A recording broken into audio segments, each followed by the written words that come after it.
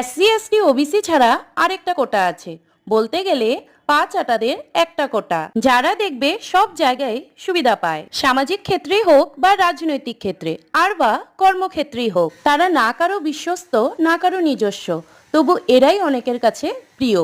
আর যারা স্পষ্টবাদী, সবকিছু অত জড়িয়ে পেঁচিয়ে পাকিয়ে বলতে পারে না বা বলতে পারো পা চাপতেই পারে না, তারাই অপ্রিয়।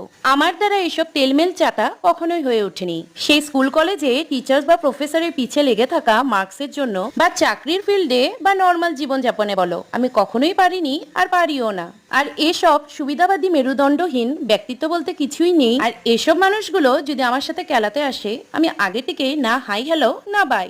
ঘরে 2জন মানুষ থাকুক বা 5জনই মানুষ থাকুক, রান্না তো করতেই হবে, কারণ কারোর না কারো তো খিদে লাগবেই। তবে আজ আমাকে বেশি কিছু রান্না করতে হয়নি। গরম গরম মুগ ডাল, বটবটি আলু ভাজি, পাঁপড়, গরম ভাত, বাস এ দিয়ে হয়ে গেছে।